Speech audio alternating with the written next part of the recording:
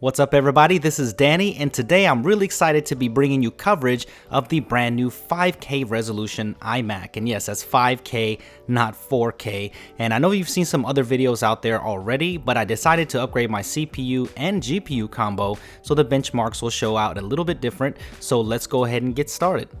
This iMac is available now at apple.com. It starts at $2,499, and that seems kind of expensive, but if you think that it has a 5K monitor and a computer, most 4K monitors now cost about $2,000 to $1,500. So the packaging looks pretty much the same. So let's go ahead and pull this tab right here to break open the seal.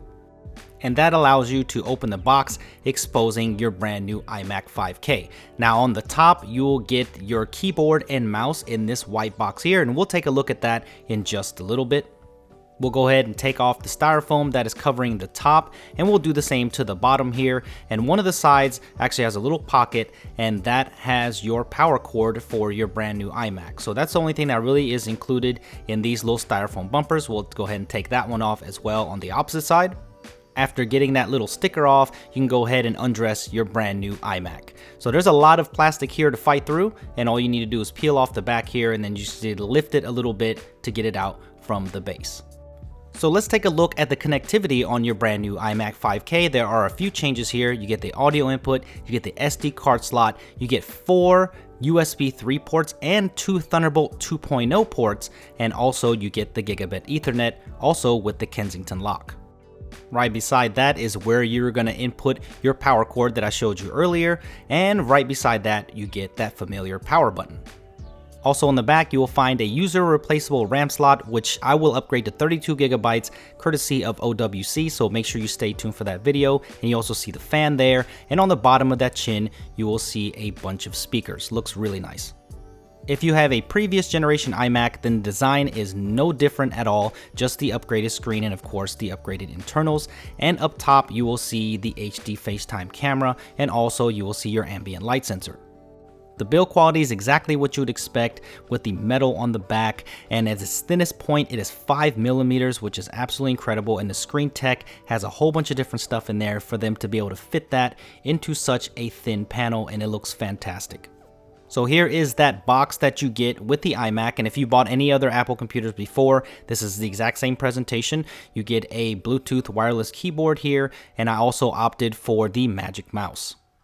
I think you can also get a Magic Trackpad if you want to. Now there's some documentation here with the Quick Start Guide and Important Product Guide. Of course you get the infamous Apple stickers, and you also get a black cleaning cloth here with the Apple logo right there on the corner, so that's a very nice touch as well. Now the huge deal about this display is it's got a resolution of 5120 by 2880, making it the first 5K display computer out on the market. It does seem like overkill for we just got 4K, but let me tell you something, this display is absolutely stunning in person. I mean, the color replication is nice, it's got nice contrast as well, and I don't think this video will do any kind of justice at all to what this display looks like when you actually fire it up. Even though this is not an IPS panel, the viewing angles are absolutely incredible, and I really like the replication of color that I see on this. It's very sharp. Now it could be a little bit brighter. I don't have a previous generation iMac to compare this to, but the screen seems a little bit dim even though it is extremely sharp. I am no display expert at all, but trust me, this looks absolutely incredible, and I think that this is the best panel that I've ever seen on a computer or monitor, period. So the base model comes with the Core i5, but I decided that I wanted to upgrade to the 4GHz Core i7, and I also upgraded the GPU, the Radeon R9 M295X with 4GB of GDDR5 memory. Now the base model configuration GPU is a GPU from 2012 that's rebranded, so I was really concerned about that. And this one that's upgraded is based off the newer Tonga architecture, so it should perform better.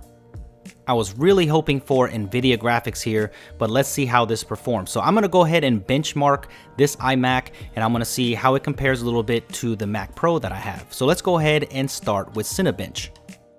I'm not going to bore you with all of that benchmark stuff, but the Cinebench OpenGL score of 105.63 frames per second is actually not that bad, and the CPU score is 788.